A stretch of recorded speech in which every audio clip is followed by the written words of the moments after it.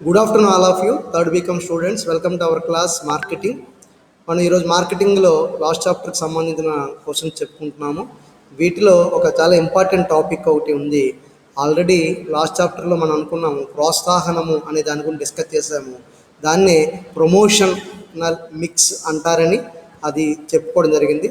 అందులో భాగంగానే ఒక కమ్యూనికేషన్ అంటే ఒక ఉత్పత్తిదారుడు తన వస్తువు గురించి ఆ బయట ఉన్నటువంటి వినియోగదారులకు లేదా మార్కెట్లో ఉండేటటువంటి వినియోగదారులకు ఏ విధంగా ఒక కమ్యూనికేషన్ ఇస్తాడు, వారికి చేరజేస్తాడు, తన గొప్పగా తన వస్తువు గురించి వాళ్ళకి తెలియజేయటము ఏ విధంగా చేస్తాడు అనే దాని మీద ఆధారపడి మార్కెట్లో వినియోగదారుడి యొక్క వస్తువుకి మంచి గిరాకీ అనేది ఉంటుంది. అంటే కమ్యూనికేషన్ గ్యాప్ అనేది ఉండకూడదు అనమాట. వస్తువుని మార్కెట్లో రిలీజ్ చేసి అది మార్కెట్లో ఉంది, నువ్వు అది కొనుక్కో, నీకు అది అవైలబిలిటీగా ఉంది, దాన్ని ఉపయోగించుకో అని మనం వినియోగదారుడికి ఆ కమ్యూనికేషన్ ఇవ్వలేకపోయాం అనుకోండి, సో అది అలాగే ఉంటుంది. ఏ ఒక్క వ్యక్తి కూడా వచ్చి కొనుగోలు చేయడానికి అవకాశం ఉండదు. కాబట్టి వీలైనంత ఎక్కువ దారుల్లో, వీలైనంత ఎక్కువ మార్గాల ద్వారా మన కమ్యూనికేషన్ అయితే మనం పాస్ చేయాల్సినటువంటి అవకాశం ఉంటుంది. సో ఇలా కమ్యూనికేషన్ మనం ఇవ్వడానికి నేరుగా మనం ఇవ్వడం ద్వారా కానీ, లేదా మన దగ్గర ఉన్నటువంటి ఛానల్ ఉంది కదా, డిస్ట్రిబ్యూషన్ ఛానల్ ఉంటుంది, ఆ ఛానల్ ద్వారా మనకి వినియోగదారులకు అందించడం కానీ, అలాగే చిల్లర వర్తకుల ద్వారా వారి యొక్క హ్యాంగ్ చేయడం కానీ, ఇవన్నీ కూడా కమ్యూనికేషన్ అంటారు. అటువంటి ఒక కమ్యూనికేషన్ యొక్క ఇంపార్టెన్స్ ఎంత మార్కెటింగ్లో ఉంది అనేది, అలాగే ఆ కమ్యూనికేషన్లో ఏ విధమైనటువంటి అంశాలు ఇమిడి ఉన్నాయి, అలా కమ్యూనికేషన్కి ఎన్ని రకాల మోడల్స్ ఉన్నాయి, అంటే ఒక వస్తువు పట్ల వినియోగదారుడికి అట్రాక్ట్ అవ్వడంలో ఉండే మోడల్స్ ఒక 2 రకాల మోడల్స్ ఉన్నాయి. వాటి గురించి కూడా డిస్కస్ చేద్దాము. నేను కొన్ని పిక్చర్స్ కూడా అందులో పెట్టాను, మీరు వాటిని చక్కగా చూసుకుంటే మరింత అర్థమవుతుందన్నమాట. ఇది డెఫినెట్గా మనకి రావడానికి అవకాశం ఉంటుంది ఇందులో. అదే కమ్యూనికేషన్ అనే పదం వచ్చినప్పుడు ఈ యొక్క క్వశ్చన్ రాస్తే సరిపోతుంది. సో నా స్క్రీన్ షేర్ చేస్తాను, ఒకసారి చూడండి. సో ఒక 27 మెంబర్స్ మనకి అటెండ్ అయినట్లు కనబడుతుంది. సో ఆ స్క్రీన్ షాట్ ఒకసారి తీయండి. స్క్రీన్ షేర్ చేస్తున్నాను. చాలా వెరీ ఇంపార్టెంట్ క్వశ్చన్, ఇది బాగా అర్థం చేసుకోండి. అలాగే మీరు ఓన్గా కూడా రాయటానికి అవకాశం ఉంటుంది. సో ఇక్కడ చూడండి, క్వశ్చన్ మార్కెటింగ్ కమ్యూనికేషన్ అంటే మన వస్తువుకి సంబంధించిన ఒక సమాచారాన్ని అయితే వినియోగదారుడికి చేరవేయాల్సినటువంటి అవసరం ఏముంది, అలాగే ఈ మార్కెటింగ్ కమ్యూనికేషన్ అనేటటువంటి ఈ యొక్క టెక్నాలజీకి లేకపోతే ఈ యొక్క విధానానికి ఉండే విధులు ఏమిటి అనేది మనం ఈరోజు డిస్కస్ చేసుకుందాము. సో గుర్తుపెట్టుకోండి, మార్కెటింగ్ కమ్యూనికేషన్ అంటే మార్కెటింగ్ యొక్క సమాచారము. సో దాని యొక్క ప్రాధాన్యము అంటే ఏమిటో, తర్వాత ప్రాధాన్యము, విధులను కూడా అక్కడ డిస్కస్ చేద్దాము. సో మనకు తెలుసు, ఒక కంపెనీ అలాగే తన వస్తువుని వినియోగదారునికి చేరవేసేందుకు ఒక సమర్థవంతమైనటువంటి కమ్యూనికేషన్ నెట్వర్క్ని అయితే ఏర్పాటు చేసుకుంటుంది. ముందు అది ఏర్పాటు చేసుకున్న తర్వాతే వస్తువుని మార్కెట్లో రిలీజ్ చేయడం కూడా చేస్తారు. చూడండి, ఒక మూవీ వస్తుందంటే ఒక ట్రైలర్ ఎలాగైతే ముందు రిలీజ్ అవుతుందో, అలాగే ఒక ప్రోడక్ట్ మార్కెట్లో మనం రిలీజ్ చేస్తున్నప్పుడు ఒక ఉత్పత్తిదారుడు దానికి సంబంధించినటువంటి కొన్ని గుణగణాలని అయితే వినియోగదారుడికి చేరవేస్తాడు. అలా చేరవేసే ప్రక్రియనే మార్కెటింగ్ కమ్యూనికేషన్ మనం అంటాము. ఈ విధంగా కంపెనీకి వినియోగదారుడికి మధ్య ఒక సమర్థవంతమైనటువంటి కమ్యూనికేషను అందుబాటు పైన, అంటే ఎంత సమర్థవంతమైన కమ్యూనికేషన్ అయితే కంపెనీకి వినియోగదారుడికి మధ్య ఏర్పాటు కాబడిందో దానిపైన ఆధారపడే వస్తువు యొక్క మార్కెటింగ్ విస్తరణ ఉంటుంది. అది గుర్తుపెట్టుకోండి. వస్తువుకి మార్కెటింగ్ ఎక్స్పాన్షన్, విస్తరణ అంటే ఎన్ని రకాల మార్కెట్లోకి మన వస్తువును ప్రవేశపెట్టాలన్నా వినియోగదారుడికి నీకు మధ్య కమ్యూనికేషన్ ఎంత సమర్థవంతంగా ఉందో అలా నీ వస్తువు అంచెలంచెలుగా అనేక రకాలైనటువంటి మార్కెట్లలోకి చొప్పించడానికి అవకాశం ఉంటుంది. నువ్వు ఒక మార్కెట్లో పెడితే ఇంకొక మార్కెట్లో ఆటోమేటిక్గా వస్తువుని కావాలని నువ్వు ప్రవేశ పెట్టకపోయినా ఈ కమ్యూనికేషన్ ద్వారా వాళ్ళు తెలుసుకున్న వ్యక్తులు ఇక్కడ కూడా అమ్మండి ఈ వస్తువును అడిగేంత డిమాండ్ కూడా వస్తుందన్నమాట. సో అందుకని మరి మన చుట్టూ ఉన్నటువంటి ప్రపంచంలో, ఇక్కడ పంచమని పడింది అది ప్రపంచము, మన చుట్టూ ఉన్నటువంటి ప్రపంచంలో ముఖ్యంగా ఈ మార్కెటింగ్ యొక్క కమ్యూనికేషన్ అనేది ఎంతో ప్రముఖమైన పాత్ర వహిస్తుందని చెప్పవచ్చు. ఎక్కడైనా సరే ఇప్పుడు ఈ రోజున ప్రపంచ దేశాలలో అంటే ఒక గ్లోబల్ విలేజ్ అంటున్నాం చూసారా, ప్రపంచం ఒక విలేజ్గా ఒక చిన్న కుగ్రామంగా మారిపోయిన ఈ రోజుల్లో ఎక్కడో ఒక వస్తువుని తయారు చేస్తే వాటి యొక్క విషయాలు, వాటి యొక్క లక్షణాలు, వాటి యొక్క గుణగణాలు వీటన్నిటిని మనం ఈ రోజున ఇక్కడ చూడగలుగుతున్నాము. ఒక యూట్యూబ్ ద్వారా, ఒక మొబైల్ ద్వారా, ఇవన్నీ కమ్యూనికేషన్ నెట్వర్క్ అనమాట. ఇటువంటి కమ్యూనికేషను నెట్వర్క్ అనేది మార్కెటింగ్ యొక్క అదే ఈ దాని ఏమంటారు విస్తరణలో లేదా మార్కెటింగ్లో ఎంతో ముఖ్యమైనటువంటి పాత్ర వహిస్తుంది అని చెప్పవచ్చు. సో మార్కెటింగ్ కమ్యూనికేషన్కు మన వస్తువులు అమ్మే ఒక విధానంలో ఎంతో పాత్ర అంటే ముఖ్యమైనటువంటి పాత్ర అయితే ఉందని చెప్పవచ్చు.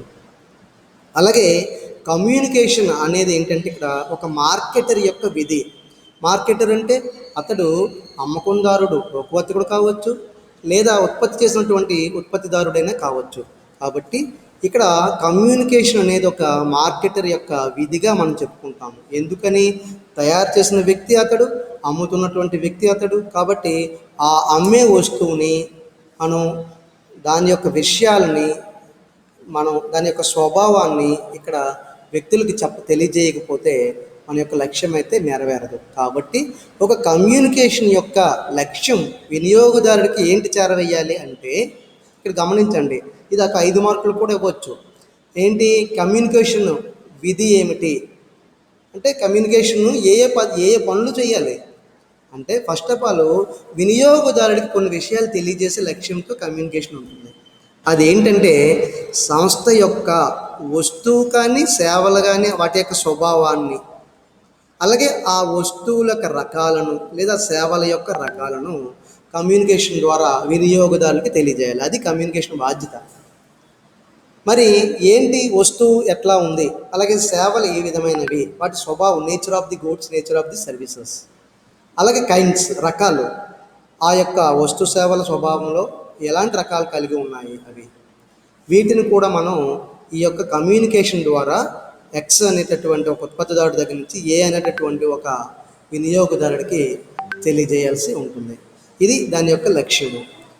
అలాగే ఈ కమ్యూనికేషన్ యొక్క వస్తువు యొక్క ప్రత్యేకమైనటువంటి ప్రయోజనాలు అయిపోయిందా? ఒక్క నిమిషం ఉండండి. ఫీజులు కట్టిస్తారా?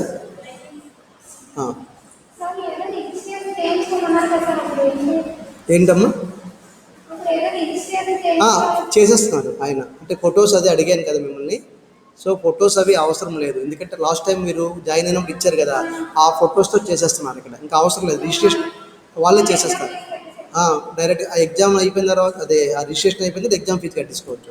ఇప్పుడు ఏంటంటే ఫీజులు కట్టారు మీరు?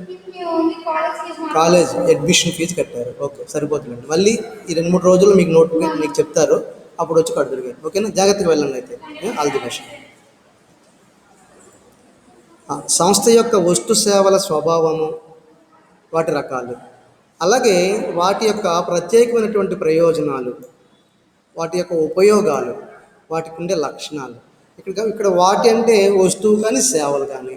మనం ఒక వస్తువుని మార్కెట్లోకి మనం ఇంట్రడ్యూస్ చేస్తున్నాము, లేదా ఆల్రెడీ ఉన్నటువంటిది కొత్త మార్కెట్లోకి పంపించాము. సో అలాంటి సందర్భంలో ఆ వస్తువు ఏ ప్రయోజనాన్ని కలిగిస్తుంది వినియోగదారుడికి అనే విషయాన్ని, అలాగే ఆ వస్తువుల యొక్క ఉపయోగాలు మనం కొంతమందికి చాలా తెలియదు. చాలామంది ఒక వస్తువుని కలిగి ఉంటారు కానీ దానివల్ల ఈ రకమైన ఉపయోగం కూడా ఉందా అనేది చాలామంది తెలియదు. 1-2 ఉపయోగాలకే వాడతారు. ఈ రోజున 50% మన వినియోగదారులు వస్తువుని చాలామంది, అంతెందుకు మొబైలే, మీ దగ్గర ఉన్నటువంటి మొబైల్లోనే మనకి చాలా చాలా విషయాలు ఉంటాయి, కానీ వాటిని మనం వేటికి ఉపయోగించాలి అనేటటువంటి ఆ ఫీచర్స్ని మనం ఉపయోగించుకోలేము తెలియకపోవడం వలన. ఈ విధంగా ఒక మార్కెటర్ ఏం చేయాలి అంటే మ్యాక్సిమం ఒక వస్తువు యొక్క ప్రధాన ఉపయోగాలతో పాటు ఆంషంగిక ఉపయోగాలను కూడా తెలియజేయాల్సినటువంటి అవకాశం ఉంది. అంటే ప్రధాన ఉపయోగాలతో ఒక మొబైల్ మాట్లాడుతుంది, నెట్వర్క్ పనిచేస్తుందని చెప్పడము. ఇక ఆంషంగికమైనటువంటి కొన్ని ఒక టెక్స్ట్ మెసేజ్ చేయాలంటే, అలాగే ఒక వర్డ్ వాడాలన్నా, ఎంఎస్ ఆఫీస్ వాడాలన్నా వాటికి ఉపయోగపడుతున్న విషయాలు కూడా వారికి తెలియజేయవచ్చు. ఇంకా చాలా మనకు తెలిసిన ఫీచర్స్ ఉంటాయి, వాటిని కూడా మనం ఈ యొక్క కమ్యూనికేషన్ ద్వారా తెలియజేయాలి.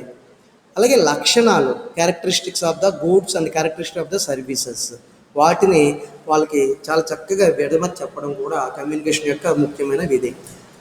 అలాగే ధర, ఒక వస్తువుని ఏ ధర దగ్గర, ఒక సేవను ఏ ధర దగ్గర వినియోగదారుడికి అందజేయబోతున్నామో కమ్యూనికేషన్ వెళ్ళిపోవాలి. ఇన్ని రకాల మీకు ప్రయోజనాలు ఉన్నటువంటి మా వస్తువు ఈ ధర దగ్గర మీకు అతి చౌకగా దొరుకుతుంది అని ఒక మాట మన కమ్యూనికేషన్ ద్వారా తెలియజేయాలి. సో ప్రజలు వాళ్ళు ఆల్రెడీ ఇంకొక దాంతో బేరీజ్ వేసుకోవడం కానీ కంపేర్ చేసుకోవడం కానీ చేస్తారు. సో నిజమే, వాస్తవంగా వీళ్ళు చెప్పినటువంటి ఈ యొక్క ధర చౌకైన ధరే అని వాళ్ళు కన్ఫర్మ్ అవడానికి కొనడానికి ఒక అవుతుంది. కమ్యూనికేషన్ ఫస్ట్ స్టెప్ అనమాట వినియోగదారుడికి కొనిపించడానికి ఉండే చివరి దశలో. అంటే వాడి చేత ఇవన్నీ చేస్తేనే కానీ కొనుగోలు చేయడానికి వాడు సిద్ధపడడు. అలాగే ధర తరువాత మార్కెట్ అందుబాటులో ఉండే ప్రదేశం గురించి కూడా తెలియదు. అంటే నీ వస్తువు ఏ మార్కెట్లో ఎక్కడ అందుబాటులో ఉంది అనే విషయం కూడా కమ్యూనికేట్ చేయాలి వినియోగదారుడికి. అది ముఖ్యమైనది అనమాట. లేకపోతే మనం అమ్మే ప్లేస్ వదిలేసి ఎక్కడెక్కడో తిరుగుతారు వినియోగదారులు, వాళ్ళని మనం రీచ్ అవ్వలేరు. నిజానికి మనకి అప్పుడు ఎందుకు మన వస్తువు అమ్ముడు కావటం లేదు అనేటటువంటి ఒక ఇబ్బంది అయితే మనం అంటే ఒక అనుమానం అయితే వస్తుంది. విషయం ఏమిటి, తిరుగుతున్నారు అది కొందామని, కానీ వారికి అది లభ్యమయ్యే ప్రదేశాన్ని మనం వారికి కమ్యూనికేట్ చేయలేకపోయాము. ఫస్ట్ ఆఫ్ ఆల్ అది ఇంపార్టెంట్. ఒకసారి చూడండి, ఒకసారి మనకి పెళ్లి కార్డు పట్టుకెళ్ళకపోతే పెళ్ళి ఎక్కడో తెలియక ఒకేసారి పెళ్ళిళ్ళ సీజన్లో ఎక్కడెక్కడో తిరిగి ఇంటికి వెళ్ళిపోతుంటాము. అప్పుడప్పుడు 1-2 సందర్భాల్లో ఇటువంటి పరిస్థితులు అంటే ఇదే. అలాగే ఒక షాప్ కోసం వస్తాము, ఆ షాప్ అది ఎక్కడో తెలియక అడ్రస్ మనం చాలా ఇబ్బంది పడుతూ వెళ్తాము. కొంతమందికి మన అడ్రస్ అడిగినా సరే వాళ్ళు చెప్పలేకపోతారు, ఎందుకంటే దాని యొక్క కమ్యూనికేషన్ చాలామందికి చేరలేదు అలాంటి పరిస్థితి. సో మనం ఇక్కడ గమనించవలసింది ఏమిటంటే, ఒక కమ్యూనికేషన్ యొక్క లక్షణము లేదా లక్ష్యం ఏమిటంటే ఇప్పుడు చెప్పుకున్నటువంటి విషయాలను వినియోగదారుడికి చేరవేయడం. అది ఇక సంస్థ అమ్మజూపే వస్తువులకు అనుగుణంగా ఏంటి, సంస్థ ఏ వస్తువు అయితే అమ్ముతుందో లేదా ఏ రకమైనటువంటి సేవలు అయితే ఇస్తుందో దానికి అనుగుణంగా వినియోగదారుడి యొక్క ప్రవర్తనను ప్రభావితం చేయటం. ఇక్కడ గమనించండి, అది మన కమ్యూనికేషన్ అవతల వ్యక్తికి చేరగానే అతడు దీనికి అనుగుణంగా తన యొక్క ప్రవర్తనను మార్చుకొని మన వస్తువు కొనడానికి సిద్ధపడేటట్టు చేయడం. అది communication. A good communication network. ఒక మంచి కమ్యూనికేషన్ యొక్క విధి ఏమిటట, మనం ఏ వస్తువు అమ్ముతున్నామో ఆ వస్తువు లక్షణాలను అవతల వ్యక్తి తెలుసుకొని అదే వస్తువుని నేను ఎలాగైనా సరే కొనాలి అని అతను మార్చుకోవాలి తన యొక్క ప్రవర్తనను. అలా ప్రభావితం చేసేటటువంటి లక్ష్యంతో ఈ మార్కెటింగ్ కమ్యూనికేషన్ అనేది ఉంటుందన్నమాట. సో ఒక మంచి కమ్యూనికేషను ఎలాంటి వ్యక్తినైనా సరే మన వైపు టర్న్ చేస్తుంది, మన వస్తువుని కొనుగోలు చేసేటట్టు చేస్తుంది అనమాట. అది అలా ప్రభావితం చేయాలి వినియోగదారుడి యొక్క ప్రవర్తన. దాన్ని మనం ఏమన్నాం, కన్జ్యూమర్ బిహేవియర్ అన్నాము. కన్జ్యూమర్ బిహేవియర్ గురించి ఇంతకుముందు చెప్పుకున్నాం కదా. అలా ఈ కమ్యూనికేషన్ కూడా కన్జ్యూమర్ బిహేవియర్ని ఎఫెక్ట్ చేస్తుందని చెప్పవచ్చు. అలాగే మార్కెటింగ్ యొక్క కమ్యూనికేషన్ ఒప్పించే స్వభావాన్ని కలిగి ఉండాలి. ఇది గుర్తుపెట్టుకోండి, పెర్సీవ్సివ్. దట్ ఇస్ అంటే మనం ఈ వస్తువుని నీకు తెలియజేయడానికి నేను పంపించడమే కాకుండా నీ చేత కొనిపించాలి. కొనిపించడం అంటే నీ చేత ఒప్పించడము. ఇప్పటి వరకు నువ్వు కొనలేదు నా వస్తువుని, ఇప్పుడు కొనవాలి నీ చేత. సో నీ చేత కొనిపించాలి అనేది ఏంటంటే నువ్వు ఒక మంచి కమ్యూనికేషన్ని అతనికి ఇవ్వడం. సో నువ్వు ఏం చెప్తావో తెలియదు, ఏం చేస్తావో తెలియదు, నా వస్తువు కొనాలి అంటే అంటుంటాను చూసారా, అర్థం ఏంటి, ఏం చెప్తావు అంటే ఎలాగ చెప్తే అతను ఒప్పుకుంటాడో వినియోగదారుడు, నువ్వు ఏ విధంగా అతన్ని ఒప్పించగలవో, ఇవన్నీ కూడా కమ్యూనికేషన్ యొక్క గొప్పదనం అంటారు. అలా ఉండాలి కమ్యూనికేషన్ అనేది. అందుకే సో మార్కెటింగ్ కమ్యూనికేషను ఎదుటి వ్యక్తిని ఒప్పించే స్వభావాన్ని కలిగి ఉండాలి. మరి ఈ ఒప్పించే కమ్యూనికేషను సాధారణంగా మనం ప్రమోషన్ అని అంటాము. తన వస్తువుకి ప్రమోట్ చేసుకుంటున్నాడు అని అంటారే. ప్రమోట్ చేసుకోవడం అంటే ఏమిటి, తన వస్తువు గురించి చెప్పుకోవడము. తన వస్తువు గురించి చెప్పుకోవడాన్ని తన వస్తువుకి ప్రమోషన్ అంటాం. అంటే ప్రమోషన్లో ఒక భాగం అనమాట కమ్యూనికేషన్ చేయడం. అది ఇక్కడ చూడండి, ఒకడు మైక్ పెట్టి చెప్తాడు, ఒకడు టీవీలో చెప్తాడు, ఒకడు రేడియోలో చెప్తాడు, ఒకడు పేపర్లో ప్రకటిస్తాడు. ఇలా ఏదో ఒక రకంగా వినియోగదారుని నా యొక్క వస్తువు యొక్క కమ్యూనికేషన్ చేరుకొని అతడు దానికి టెంప్ట్ అవ్వాలి, అతను దానికి సంసిద్ధత అవ్వాలి, అతను ఆ విషయానికి ఒప్పుకోవాలి, మన దగ్గరికి వచ్చి కొనుగోలు చేయాలి. అంటే లాస్ట్ స్టేజ్ ఏది, కొనుగోలు చేయాలి. ఆ కొనుగోలు వాడికి ఏమీ తెలియకుండా వచ్చేసి నువ్వు ఎక్కడో ఉంటే అక్కడికి వచ్చే వస్తువు కొనుక్కొని వెళ్ళగలడా? వెళ్ళలేడు. కాబట్టి అతనికి ఇవన్నీ తెలిసేటట్లు మనం చెయ్యాలి. అందుకని చూడండి, చాలామందికి అందుబాటులో కొన్ని వస్తువులు పెడతారు. వాటి గురించి ఎక్కడో ఒక దగ్గర ఎవడో ఒకడు వచ్చి అంటాడు, షాప్లోకి వచ్చి, సార్ ఇది ఎందుకండి, ఇది ఎందుకు పనికి వస్తుందండి వస్తువు అంటాడు. అప్పుడే మొట్టమొదటిసారి అది బయట ఉండడం వల్ల, ఓ మీకు తెలియదండి వీటి గురించి అని అతడు అప్పుడు చెప్తాడు. కమ్యూనికేషన్ చిల్లర వర్తకుడు, ఓహో అందుకని ఆ చెప్పిన విధానం నచ్చి అది మనకి ఇంతకుముందు చాలా రోజుల నుంచి దీనికోసం నేను ఎదురు చూస్తున్నానే అని అతను కొనడానికి అవకాశం ఉంటుంది. కాబట్టి కమ్యూనికేషన్ అనేది ఒక ప్రమోషన్ లాంటిది అని చెప్పవచ్చు. సో మార్కెటింగ్ మిశ్రమంలో 4 P's మనకు తెలుసు కదా. So product, price, place, promotion, అందులో ఇది ఒక భాగం ప్రమోషన్, అంతే కదా. 4 P'sలో ప్రమోషన్ అనేది లాస్ట్ చెప్పుకున్నాం కదా. కాబట్టి ప్రమోషన్ అంటే ఇక్కడ ఒక విధమైనటువంటి వస్తు స్వభావాన్ని మనం ఎదుటి వ్యక్తికి లేదా వినియోగదారుడికి కమ్యూనికేట్ చెయ్యటము అని గుర్తుపెట్టుకోండి. కానీ కమ్యూనికేషను అటు ఒక లక్షణం అన్నమాట మార్కెటింగ్ మిశ్రమంలో ప్రమోషన్కి. ఇక ఈ విధంగా మనం మార్కెటింగ్ కమ్యూనికేషన్ అధ్యయనం చేయటము, ఎవరు మనం అంటే ఇక్కడ ఉత్పత్తిదారుడు లేదా వర్తకుడు. ఇలా మార్కెటింగ్ కమ్యూనికేషన్ మీద అతను అధ్యయనం చేస్తున్నాడు అంటే మార్కెటింగ్ కమ్యూనికేషన్ ఎలా ఉండాలి, నా వస్తువుకి చాలామంది చూడండి వీధుల్లో పెద్ద పెద్దగా అరుస్తూ వాటి గురించి ఎక్స్ప్లెయిన్ చేస్తుంటారు. అలాగే అడ్వర్టైజ్మెంట్లో ఎక్స్ప్లెయిన్ చేస్తుంటారు, పేపర్లో ఎక్స్ప్లెయిన్ చేస్తారు. ఇదంతా కూడా మార్కెటింగ్ కమ్యూనికేషన్. ఇది మార్కెటింగ్ కమ్యూనికేషన్ మీద వినియోగదారుడికి ఎలాగ అందజేయాలని ఒక ఉత్పత్తిదారుడు అధ్యయనం చేస్తుండ అనుకోండి, ఆటోమేటిక్గా మార్కెటింగ్ ప్రమోషన్ విధికి సంబంధించిన అధ్యయనం చేస్తున్నట్లే అతడు. గమనించండి, ఎలా కమ్యూనికేట్ చేయాలని వస్తువును ఆలోచిస్తున్నాడు అంటే అర్థం ఏంటి, ఎలా ప్రమోట్ చేసుకోవాలని ఆలోచిస్తున్నట్లే. సో నువ్వు కమ్యూనికేషన్ గురించి ఆలోచిస్తున్నావు అంటే ఇట్స్ సెల్ఫ్ ఏంటది, ప్రమోషన్ చేసుకోవడానికి రెడీ అయ్యేవన్నమాట. అది ఈ విధంగా ఒకనొక మార్కెట్లో ఒక వ్యక్తి అనేక రకాల చేష్టల ద్వారా, అనేక రకాల మార్గాల ద్వారా, అనేక రకాలటువంటి ఒక అంటే అని ఏమంటారంటే హావభావాల ద్వారా ఈ వస్తువుకు సంబంధించిన విషయాల్ని వాళ్ళకి అందజేస్తే అది వస్తువు యొక్క మార్కెటింగ్ ప్రమోషన్ యొక్క పని కూడా అయినట్టు చెప్పుకోవచ్చు. ఇక్కడ కొన్ని ఉదాహరణలు ఇచ్చాడు, ఇవే కాదు మనకు నచ్చిన చాలా రాయొచ్చు. ఉదాహరణకు హాట్షాట్ అనేటటువంటి ఒక కంపెనీ తన కెమెరాల గురించి ఏ విధంగా అయితే కమ్యూనికేట్ చేస్తుందో ఒక అడ్వర్టైజ్మెంట్ ద్వారా. అలాగే కైతాన్ అనేటటువంటి ఫ్యాన్స్ మనకి మార్కెట్లోకి వచ్చేవి. పూర్వం అయితే, ఇప్పుడు అతను అడ్వర్టైజ్మెంట్ ఇప్పుడు రావట్లేదు, కానీ కైతాన్ ఫ్యాన్స్ యొక్క అడ్వర్టైజ్మెంట్లో నేరుగా యజమాని వచ్చేవారు. ఆ అడ్వర్టైజ్మెంట్లో యజమాని వచ్చి, యజమాని దాని గొప్పతనం, మీరు ఎవరిని నమ్మకండి, యజమాని నన్ను నమ్మండి, ఇది ఏం చేస్తుందంటే మీకు చల్లని గాలి అయితే ఇస్తుంది, దానికి నేను గ్యారంటీ, మీకు నా ఫ్యాన్ కొనండి, గ్యారంటీ మీకు ఇవ్వకపోతే తిరిగి నాకు వాపస్ చేయండి, ఇక నా నేమ్ ఇది నేను అని దానికి పూచి అని చెప్పి అతడే ముందుకొచ్చి ఒక అడ్వర్టైజ్మెంట్లో కనబడతాడు ఒకనొక సందర్భంలో. ఇలా కైతాన్ ఫ్యాన్ల గురించి కమ్యూనికేట్ చేయటము. అలాగే యూటీఐ సంస్థ, యూనిట్ ట్రస్ట్ ఆఫ్ ఇండియా, వాళ్ళు కొన్ని స్కీమ్స్ ప్రవేశపెట్టి యూనిట్ లింక్డ్ ఇన్సూరెన్స్ ప్లాన్స్ని, కొన్ని యులిప్ అంటారు వాటిని, అవి ఇచ్చేటప్పుడు కూడా మనకి మార్కెట్లో చూడండి కొంతమంది క్రికెటర్స్ వస్తారు. క్రికెటర్స్ యులిప్ గురించి నీకు తెలియదా అని, బుమ్రా ఇలాంటి యులిప్ అంటే యూనిట్ లింక్డ్ ఇన్సూరెన్స్ ప్లాన్, యూనిప్ మీరు మార్కెట్ యొక్క విధి విధానాలకు అనుగుణంగా దీని యొక్క ఇది ఉంటాయి తెలుసుకోండి అని చెప్పి కూడా ఒక అడ్వర్టైజ్మెంట్లో వస్తుంటుంది. సో ఇలా వస్తువు కానీ ఏదైనా ఒక సేవల విషయంలో కానీ ప్రమోషన్ అనేది చాలా ముఖ్యమైనటువంటి కీలకమైనటువంటి పాత్ర పోషిస్తుందని మనం చెప్పవచ్చు. ఇక బహుళజాతి కంపెనీలు లేదా బహుళజాతి సంస్థలు, మల్టీనేషనల్ కంపెనీస్, ఎంఎన్సీస్ అంటాము, వారు ప్రవేశపెట్టినటువంటి అనేక వస్తువులు మనకి ఈ ప్రమోషన్ యొక్క లోపం కారణంగా, అంటే ప్రమోషన్ చేసుకోవడంలో నిర్వహణ లోపం కారణంగా కొన్ని అయితే విఫలమయ్యాయని కూడా చెప్పవచ్చు.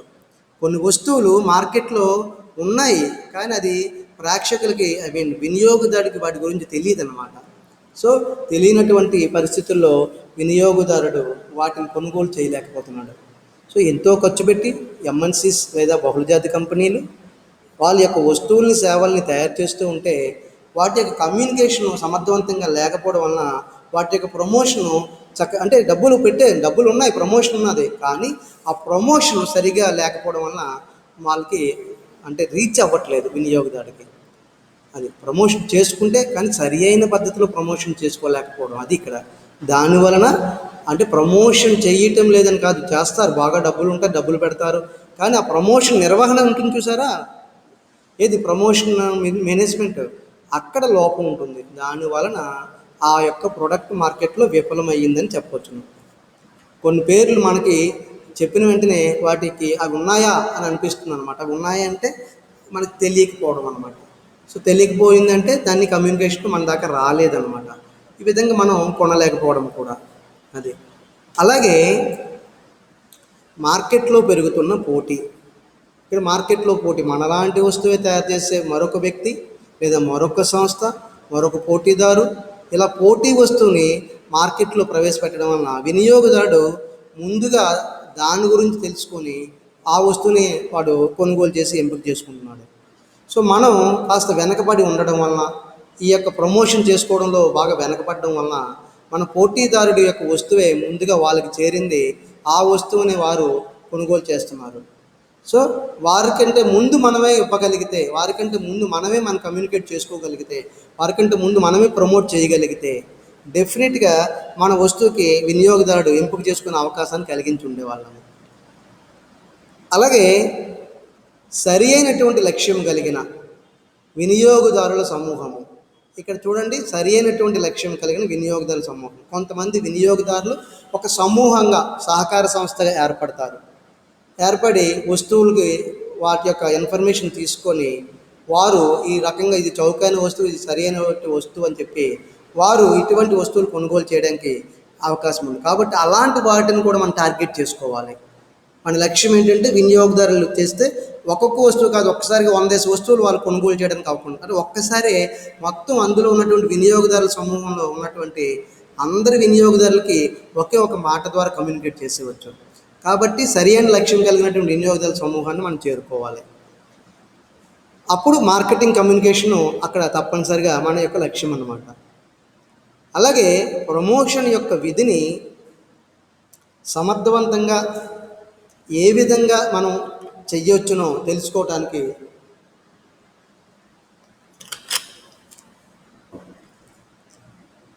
కమ్యూనికేషన్ ఏ విధంగా మనకు ఉపయోగపడగలదో ఈ క్రింది విధంగా వివరించబడింది. అంటే ఒక ప్రమోషన్ చేసుకోవడానికి, ప్రమోషన్ పర్ఫెక్ట్గా అవ్వాలంటే దాన్ని ఏ విధంగా మేనేజ్ చేయాలో మనకు తెలియడం కోసం, సో కమ్యూనికేషన్ దానికి రిలేట్ అయ్యింది, ఇంటర్ రిలేట్ అయ్యి ఉంటుంది కమ్యూనికేషన్. కాబట్టి కమ్యూనికేషన్ మనం అసలు ఎలా ఉపయోగించుకోవాలో ఇప్పుడు చూద్దాము. సో ఇప్పుడు కమ్యూనికేషన్ ఉపయోగించుకోవడం విధానాలు చూద్దాము.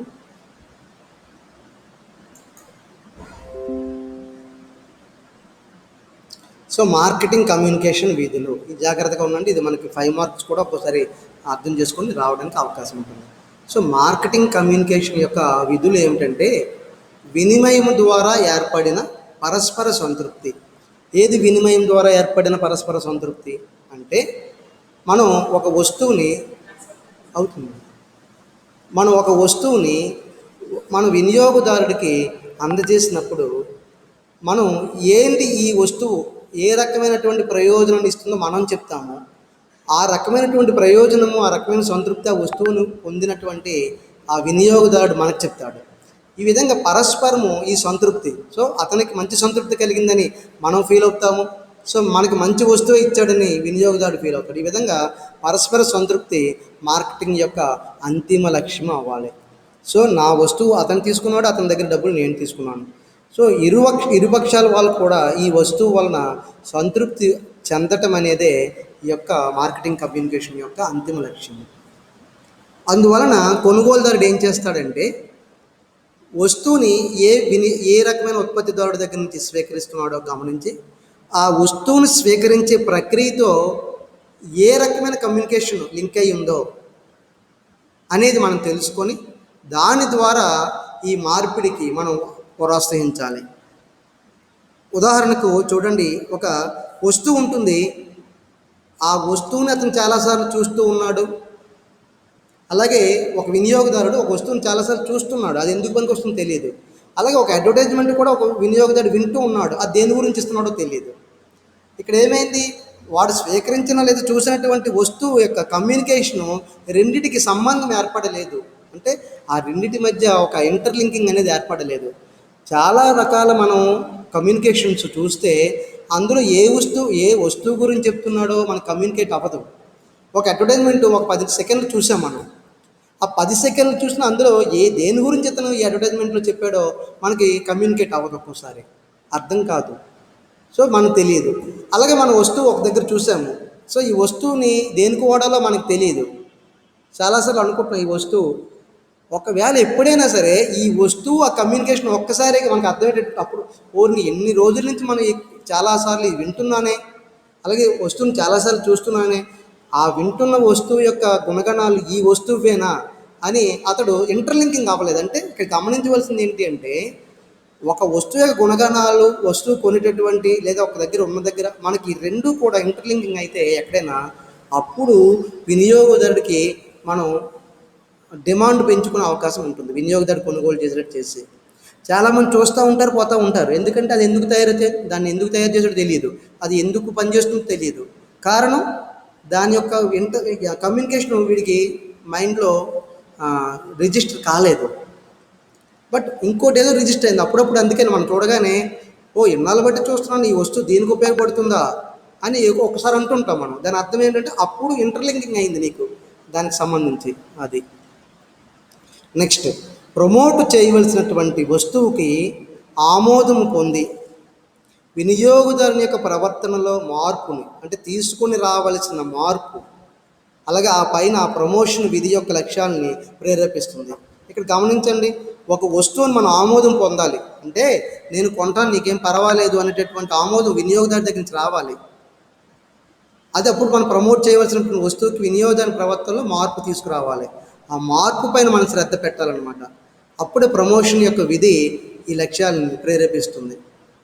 సో ఒక వస్తువు యొక్క ఆమోదాన్ని కొనుగోలుదారు లేదా వినియోగదారు దగ్గర నుంచి మనం పొందాలి. తద్వారా అతను కొనుగోలు చేస్తాను అనేటట్టుగా అతని యొక్క ప్రవర్తనను మనం మార్చాలి, అతని ప్రవర్తనలో మార్పు తీసుకురావాలి. అదే ప్రమోషన్ యొక్క విధి అనమాట. ఆ విధంగా లక్ష్యాన్ని ప్రేరేపించవలసి ఉంటుంది. మనం ముందే ఇలా చెప్పగానే అలా కొనటానికి సంసిద్ధత వ్యక్తం చేస్తాడు. 3-4 దశలు ఉంటాయి ఇందులో. ఇలా చెప్పగానే ఇలా చూడగానే ఎవరు వెంటనే కొనేరు. వెంటనే కొనేసాడంటే అర్థం ఏమిటి? ఇంతకు ముందే ఆల్రెడీ ఇవన్నీ రిజిస్టర్ అయిపోయిన అర్థం. ఈ వస్తువుకు సంబంధించిన గుణగణాలే, ఈ కమ్యూనికేషన్ అంతా ఇంతకు ముందే విన్నాడని అర్థము. అలాంటి పరిస్థితి. అంతేగాని మీరు చూడగానే ఇలా చెప్పగానే వెంటనే కొనేసాడంటే అర్థం ఏంటంటే దానికోసం అతను చూస్తూ ఉన్నాడు, ఆల్రెడీ అతను కమ్యూనికేషన్ చేరిందని అర్థము. కాబట్టి కొనడానికి ముందర చాలా విషయాలు ఉంటాయి కమ్యూనికేషన్లో. అవి ఇప్పుడు ఏంటో చూద్దాము. ఇక్కడ మార్కెటింగ్ కమ్యూనికేషన్స్ని మనం ప్రతిపాదించే ముందు ఇక్కడ గమనించండి, మార్కెటింగ్ కమ్యూనికేషన్స్ని మనం చెప్పే ముందు వస్తు కొనుగోలు ప్రక్రియ మార్కెటర్కి తెలిసి ఉంటుందని మనం భావించాలి. వస్తు కొనుగోలు ప్రక్రియ అంటే వస్తువుని అక్కడ వినియోగదారుడు ఎలా కొంటాడో ఆ యొక్క విధానము మనకి తెలిసి ఉంటుందని, మనకంటే ఉత్పత్తిదారుడికి అప్పుడు అనుకున్న లక్ష్యాలను సాధించడం జరుగుతుందని భావించడం చేస్తా. అది ఇక్కడ మనం మార్కెటింగ్ కమ్యూనికేషన్ని ఇదిగో ఇలా చేద్దాము మన వస్తువు యొక్క మార్కెటింగ్ కమ్యూనికేషన్ను అని మనం ఒక ప్రతిపాదన తీసుకొచ్చాము. మన ప్రతిపాదన తీసుకొచ్చే ముందర మనకేం తెలియాలి?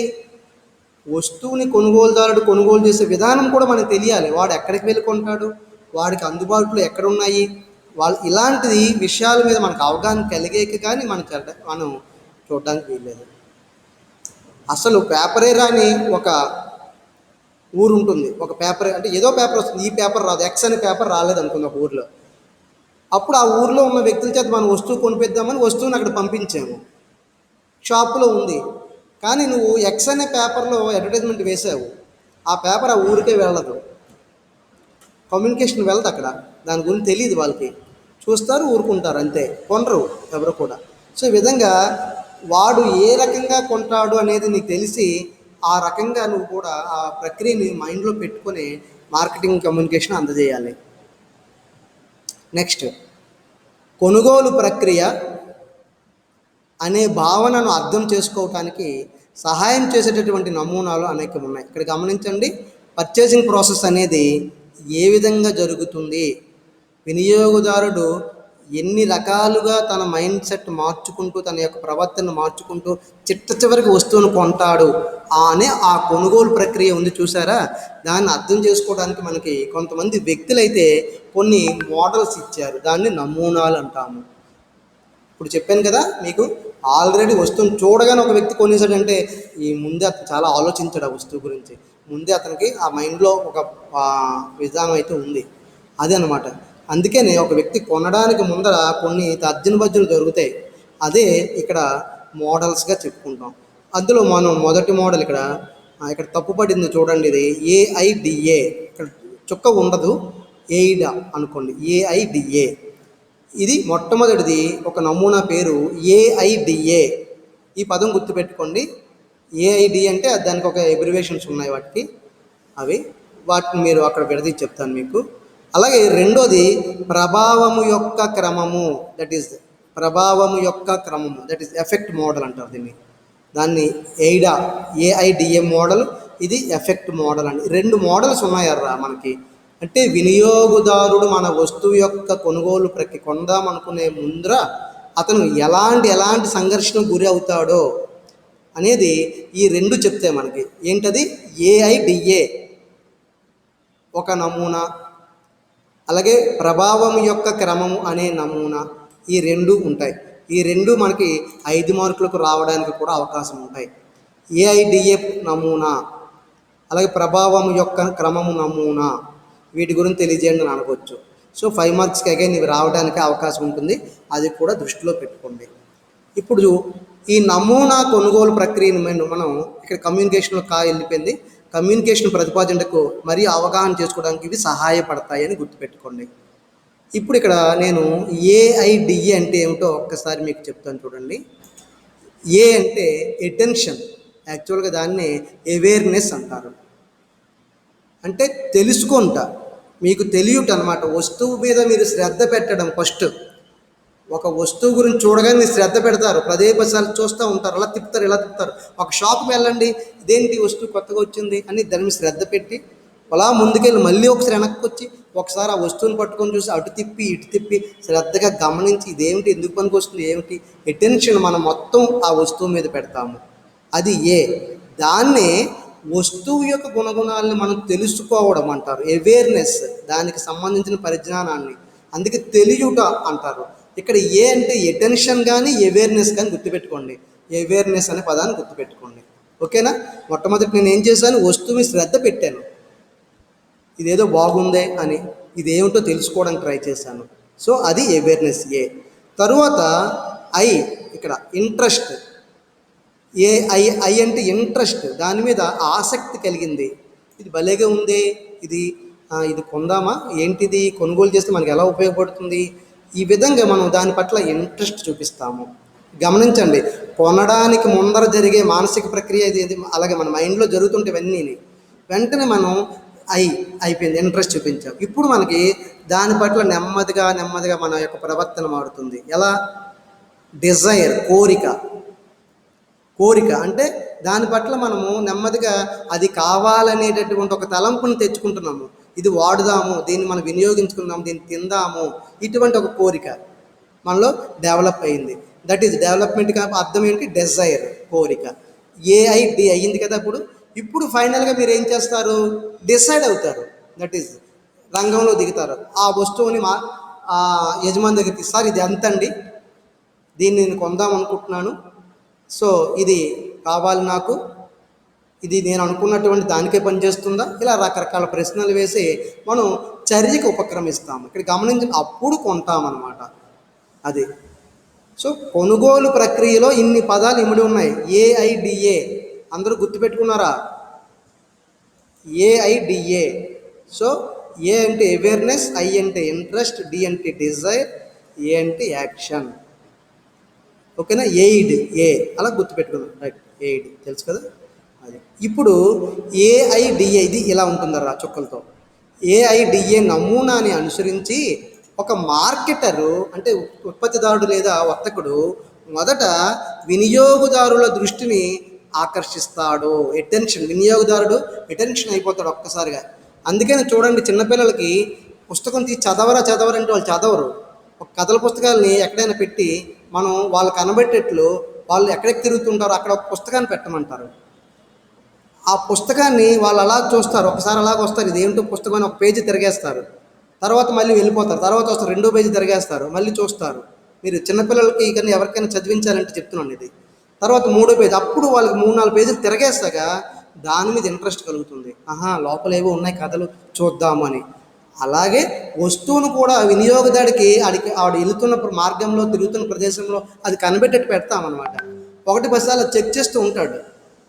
అది అక్కడ ఆ రోజు కొనేయడు, కానీ చూస్తాడు, మళ్ళీ వెళ్ళిపోతాడు, మళ్ళీ ఒకసారి వస్తాడు. ఇలా మొదట ఏం చేయాలి? వినియోగదారుల దృష్టిని ఆకర్షించాలి. దాన్ని అవేర్నెస్ అంటే దాని గుణగణాలు తెలుసుకోవడం ప్రయత్నిస్తాడు. తరువాత వస్తువు గురించి వారికి తెలియజేయాలి. వస్తువు గురించి వాళ్ళకి తెలియజేయాలి అంటే ఇంట్రెస్ట్ వచ్చింది కదా, ఇప్పుడు వాడికి ఆ వస్తువు గురించి అన్ని విషయాలు తెలియజేయాలి. ఆ వస్తువు యొక్క డిజైర్, కోరికను కలుగు చేయాలి. సో ఆ తరువాత ఏంటంటే వినియోగదారుల్లో వస్తువు పట్ల ఆసక్తిని రేకెత్తించాలి. వస్తువు పట్ల ఆసక్తిని రేకెత్తించాలి. ఇప్పుడు కోరికని కలుగుజేయ లక్ష్యంగా కలిగిన ప్రేక్షకులు, ఇప్పుడు చూడండి ఫైనల్గా మనం యాక్షన్ అంటే కలుగు చేసేటటువంటి లక్ష్యంతో టార్గెటెడ్ ఆడియన్స్, ఫైనల్గా వీళ్ళు నా వస్తువుని కొనడానికి ఫిక్స్ అవుతారు. సో వాళ్ళని మనం టార్గెట్ చేసాము. సో వాళ్ళకి AIDA 4 వాళ్ళలో మనం ఇన్బిల్డ్ చేసాము, దాన్ని ప్రేరేపించాము. సో ఇప్పుడు వస్తువును కొనుగోలు చేసేయడానికి అతను రెడీ అయిపోయాడు. ఈ విధంగా ఒక వ్యక్తికి వస్తువు కొనుగోలు ప్రక్రియలో awareness or attention, interest, desire, తిరిగి యాక్షన్, ఇలా 4 అంశాలు ఇమిడి ఉంటాయని మనం చెప్పవచ్చు అనమాట. అలాగే ఇక్కడ పట్టిక కూడా ఉంది, ఒక్కసారి చూడండి పట్టిక. AIDA పట్టిక మొదట తెలియచేయట వస్తువు గురించి అవేర్నెస్, తర్వాత వాడికి ఆసక్తి కలిగించాలి ఇంట్రెస్ట్, తర్వాత దాని పట్ల ఆ వస్తువును పొందాలని కోరిక డిజైర్ కలిగించాలి, ఇక ఫైనల్గా పొందామని డిసైడ్ అయిపోయి ఒక చర్య తీసుకోవాలి, యాక్షన్. సో AIDA అందరికీ అర్థమై ఉంటుంది అనుకుంటాను ఇది. సో నెక్స్ట్ 2వ మోడల్ గురించి చూద్దాము. ఇక్కడతో ఈ మోడల్ అయిపోలేదు, మళ్ళీ దాని గురించి తర్వాత చెప్తాను. ఇప్పుడు 2వ మోడల్ మీకు ప్రవేశపెడతాను. సో ఇక్కడ 2వ మోడల్ ఏంటంటే ప్రమోషన్ మరియు వినియోగదారుని స్పందన క్రమము. అంటే మనం ఈ విధంగా ఇటు నుంచి ఇలాగ మనం దాన్ని తోస్తాము, అట్నుంచి ఆ వ్యక్తి స్పందిస్తాడు. చూడండి, మనం ఏదైనా ఒక అవతల వ్యక్తి తెలియజేయడానికి కొద్దిగా ముందుకు వెళ్తుంటే వాళ్ళు కొద్దిగా ముందుకు వస్తూ ఉంటారు. అలా ఏదైనా ఒక ఆహారం పెట్టినప్పుడు దాన్ని ఆహారం తినిపించాలంటే మనం ఇలా పెడుతుంటాము, అది వస్తూ ఉంటుంది, ఇలా పెడుతూ. అట్లా ఇక్కడ కూడా మనం ప్రమోట్ చేస్తుంటాము, వినియోగదారుడు రెస్పాండ్ అవుతుంటాడు. సో ప్రతిస్పందన అలా. ఇక్కడ ప్రభావాల యొక్క దశక్రమం అంటే కొనుగోలు అనే చిట్ట చివరి యొక్క ప్రభావం దగ్గరికి వెళ్ళే ముందర వినియోగదారుడు ఏ దశలు దాటుతాడో చూడండి. మొట్టమొదట తెలుసుకుంటాడు, తెలియుట అంటే అవేర్నెస్, తెలియుట. ఇక్కడ ప్రమోషన్ ఎలా చేయొచ్చు మనం ఈ తెలుసుకోవడానికి? వాడికి రకరకాల చిలిపిగా బోధించే చర్యలు, అది రకరకాల పేర్లతో, అలాగే జింగిల్స్, చిన్న పదాలతోటి జింగిల్స్ తోటి, వాటి అలాగే చిన్న పాటల రూపంలో, అలాగే చిన్న ప్రకటనల రూపంలో, అలాగే చిన్న స్లోగన్స్ రూపంలో, ఈ విధంగా మనం ప్రమోషన్ చేసి అవతల వ్యక్తికి తెలియజేయాలి. తర్వాత ఆ వస్తువు పట్ల చైతన్యాన్ని కలుగజేయాలి. చైతన్యం అంటే కొనుగోలు చేసేటప్పుడు ఏ రకమైన ప్రదర్శన చేయాలో, ఏ రకంగా ప్రచారం చేయాలో దాని పట్ల చైతన్యం. తర్వాత సంబంధం, రిలేషన్ చేయాలి. నేను విన్న కమ్యూనికేషను ఈ వస్తువు గురించే కదా చెప్పారు, ఇందాక ఒక అడ్వర్టైజ్మెంట్ విన్నాను, ఈ వస్తువు గురించి చెప్పారు అని నాలెడ్జ్ని అతను తెచ్చుకోవాలి ఇక్కడికి.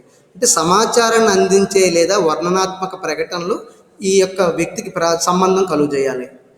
నేను అడ్వర్టైజ్మెంట్లు విన్నాను, చాలా బాగుంటుంది, దానికి వాడతారనమాట ఈ వస్తువు అని సంబంధాన్ని కలుగు చేశాము. ఇప్పుడు లైకింగ్, ఇష్టపడటము. ఇప్పుడు ఇష్టపడటం అంటే స్థితి ఏది?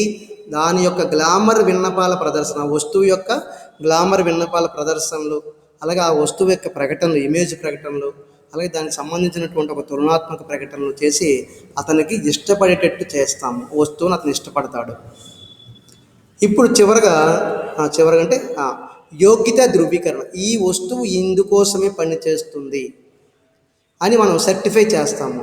సో దానికి ప్రాధాన్యత ఇస్తాం. అంటే నాకు ఈ రకమైనటువంటి వస్తువు కావాలి అని నేను అనుకుని ప్రాధాన్యత ఇచ్చాను. సో ఆ రకంగాన వస్తువు పనిచేస్తుందనే విషయాన్ని అక్కడ ధృవీకరిస్తారు ఆ యొక్క స్టేజ్లో. ఇక చివరిగా నా తర్వాత నమ్మకం కలిగిస్తాము. నమ్మకం అంటే కన్విక్షన్. ఏంటది? కొన్ని కూపన్లు ఇస్తాము, కొన్ని డిస్కౌంట్లు ఇస్తాము, కొన్ని ప్రోత్సాహకాలు చేస్తాము. ఒకటి కొంటే ఒకటి ఫ్రీ అని అంటాము. అలాగే మీరు 100 గ్రాములు కొంటే మేము ఒక 50 గ్రాములు ఫ్రీగా ఇస్తామని చెప్పడము.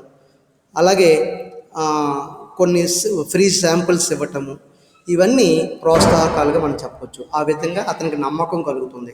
ఇప్పుడు అతను యాక్షన్లో దిగుతాడు. అదే కొనుగోలు. ఇప్పుడు వస్తువు మీద ఫిక్స్ అవుతాడు, అతను కొనుగోలు చేస్తాడు. కొనుగోలు చేసేటప్పటి ప్రదర్శన, చిల్లర స్టోర్లో అమ్మకాలు, మరియు గుర్తు చేసే ప్రకటనలు అతనికి ఎదురుగా ఉండేటట్టు చూసుకుంటాం. వీటిని మనం ఏమన్నామంటే ప్రమోషన్ వినియోగదారు స్పందన క్రమము అంటాము, లేదా ప్రభావాల దశ క్రమము అని అంటాము. సో ఇప్పుడు వీటిని మీకు నేను ఒక ఇంగ్లీష్లో ఉన్నటువంటి ఒక మోడల్ ద్వారా నేను చూపిస్తాను. ఇక్కడ చూడండి ఒకసారి. రైట్, ఇది మొదట అవేర్నెస్, మార్కెట్ పొటెన్షియల్ అంటే మన వస్తువుకి సంబంధించిన అవేర్నెస్ని చాలా ఎక్కువ మొత్తంలో కలిగిస్తాము. ఆ తర్వాత ఇక్కడ ఏంటి ఇలా తగ్గుతూ వస్తున్నది ఏంటంటే నెంబర్ ఆఫ్ ప్రాస్పెక్టివ్స్, అంటే దృక్పథాలు. దేనికి?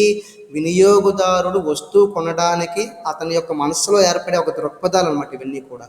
సో మొట్టమొదట అవేర్నెస్ తర్వాత ఇంట్రెస్ట్, తర్వాత వస్తువు పట్ల డిజైర్, తర్వాత యాక్షన్, చివరికి వచ్చేసరికి ఫిక్స్ అయిపోయాడు. ఇక కస్టమర్ ఫిక్స్ అయిపోయి ఈ వస్తువును కొనడానికి రెడీ అయిపోతాడు. ఈ విధంగా awareness, interest, desire, action, AIDA అనేటటువంటి ఒక నమూనా ఈ విధంగా మనం చూపించవచ్చు. సో ఈ విధంగా మీరు ఒక తయారీ చేసుకోండి. ఇది కూడా అక్కడ రాసుకోండి మీరు మీ యొక్క టెక్స్ట్ బుక్లో. నెక్స్ట్ ప్రభావాల క్రమము. ఇక్కడ చూడండి, ప్రభావాల క్రమం ఇది రెండవది. ఈ ప్రభావాల క్రమం యొక్క నమూనాలు అయితే కొనుగోలుదారుడు ఒక వస్తువును కొనాలని నిర్ణయం తీసుకున్నాడు. ఆ నిర్ణయానికి ముందర ఏంటి? ప్రయోజనాలకు సంబంధించిన నమ్మకము, అలాగే బ్రాండ్ పట్ల ఇంట్రెస్ట్, అలాగే వస్తువు లక్షణాలకు సంబంధించిన దశలు, చైతన్యం, ఇవన్నీ ఆధారపడి ఉంటాయన్నమాట. అది సో వాటిని మీకు ఇక్కడ ఇంగ్లీష్లో ఒక విషయంలో చెప్తాను చూడండి. ఇక్కడ హైరార్కీ ఆఫ్ ఎఫెక్ట్స్ మోడల్. ఇప్పుడు దీన్ని ఎఫెక్ట్స్ మోడల్ అంటాము. మొదటిది AIDA మోడలు, రెండోది ఎఫెక్ట్స్ మోడల్ అంటారు. దీని ప్రకారం మనం చూస్తే ఫస్ట్లో కాగ్నిటివ్ స్టేజ్ అంటారు, దాంట్లో అవేర్నెస్, నాలెడ్జ్ వస్తువుకు సంబంధించి. తర్వాత ఎఫెక్టివ్ స్టేజ్ అంటారు, దాంట్లో లైకింగ్, ప్రిఫరెన్స్, కన్విక్షన్ ఉన్నాయి. మూడవది బిహేవియర్ స్టేజ్, చివరికి కొంటాము. ఈ మూడు ఉంటాయన్నమాట. దాన్ని ఇక్కడ ఒక పట్టికలో వేసాను చూడండి. అవేర్నెస్, నాలెడ్జ్ దీన్ని కాగ్నిటివ్ స్టేజ్ అంటారు. లైకింగ్, ప్రిఫరెన్స్, కన్విక్షన్ దీన్ని ఎఫెక్టివ్ స్టేజ్ అంటారు. చివరిలో కొనడాన్ని కాగ్నిటివ్ స్టేజ్, సారీ ఒక్క నిమిషం ఉందండి, బిహేవియరల్ స్టేజ్ అని. ఇది behavioural stage, so conative stage. Okay, ఇది పట్టిక. సో మీకు అర్థమైంది కదా. ఈ విధంగా ఈ పట్టికలు కూడా మీరు అక్కడ రాసుకుంటే మీకు చక్కగా దీన్ని మీరు గుర్తుపెట్టుకొని వెళ్ళి మీరు అక్కడ ఈజీగా రాయడానికి అవకాశం ఉంటుంది. సో ఈ పట్టికలు మీకు ఉపయోగపడతాయి కూడా. సో ఈ పట్టికల ద్వారా మనం 2 రకాల మోడల్స్ ఉంటాయని, ప్రతి వ్యక్తి మీరైనా నేనైనా కూడా ఒక వస్తువుని కొనటానికి ముందర, కొనుగోలు ప్రక్రియ అనే దానికి ముందర కొన్ని అంశాలు అయితే జరుగుతాయి. అవి మనకు తెలియకుండానే మన మైండ్లోనే జరిగిపోతాయి, మన మనసులోనే, మన ప్రవర్తనలోనే ఇవన్నీ కూడా బాగా జరుగుతుంటాయి అన్నమాట. సో ఫైనల్గా మనం మార్కెటింగ్ కమ్యూనికేషన్ మనల్ని ఎఫెక్ట్ చేస్తుందన్నమాట. అలాగే మనల్ని కొనుగోలు చేసేటట్లు యాక్షన్ చేస్తుందన్నమాట. సో ఇవి మనకి 2 రకాల మోడల్. ఈ మోడల్స్ మీకు అర్థమై ఉంటాయి అనుకుంటున్నాను. సో ఏదైనా మీకు ఇందులో ఒక అంశం అర్థం కాకపోతే ఈ యొక్క ఫైల్ నేను షేర్ చేస్తాను, చూడండి. ఈ మోడల్స్ ఇక్కడ గమనించండి. వినియోగదారుని ఈ యొక్క కమ్యూనికేషన్ యొక్క లక్ష్యం ఏమిటి? ఇది 5 మార్కులు రావడానికి అవకాశం ఉంది, దీన్ని చూసుకోండి. అలాగే తరువాత 4 P'లో మార్కెటింగ్ మిశ్రమం ఒకటి ఉంటుందని, సో అందులో ఇక్కడ ఉదాహరణలు కూడా ఇచ్చాము. ఇక్కడికి వచ్చేసరికి మార్కెటింగ్ కమ్యూనికేషన్ విధులు అంటే మీకు గుర్తు రావాల్సినవి ఏమిటంటే, మార్కెటింగ్ కమ్యూనికేషను ఏ పని చేయడానికని అది ఏర్పాటు కాబడింది, ఇవన్నీ రాయండి ఇక్కడ దాకా అవన్నీ కూడా. సో తర్వాత ఇందులో ఉన్న నమూనాలు ఏమిటంటే 2 రకాల నమూనాలు ఉంటాయని, అది AIDA నమూనా అని ఒకటి, అలాగే ప్రమోషన్ మరియు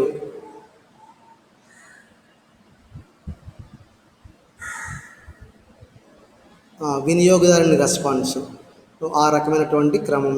ఇవన్నీ ఇక్కడ పట్టికలు కూడా చూసుకోండి.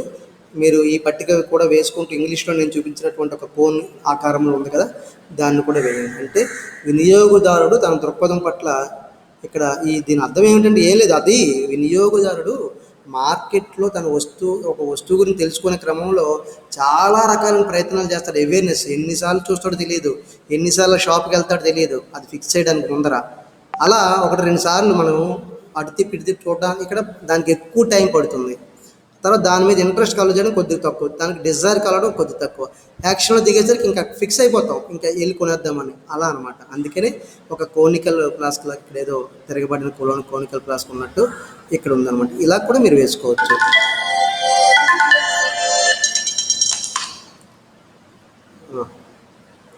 ఓకే, మీకు లెసన్ అర్థమై ఉంటుంది అనుకుంటున్నాను. ఇక్కడ ఏదైనా సందేహాలు వస్తే దీనికి సంబంధించి అడగండి. సో ఇది చాలా ఇంపార్టెంట్ ఈ టాపిక్. సో మీరు తప్పనిసరిగా దీన్ని చదవడం మొదలు పెట్టండి. ఎప్పటికప్పుడు ఏ ప్రశ్నకి ఆ రోజు అయితే నేను చెప్పిన వెంటనే మీరు ఒక మార్కు చదువుకుంటే తర్వాత ఎగ్జామ్స్కి వెళ్ళే ముందర కూడా ఒకసారి మీరు చదువుకోవడం కదా చాలా ఈజీగా ఉంటుంది. Okay, thank you all of you.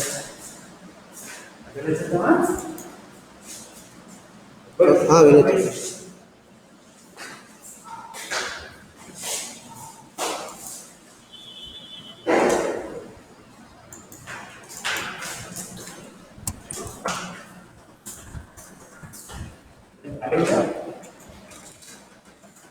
ఒకటి తీసేయండి సార్.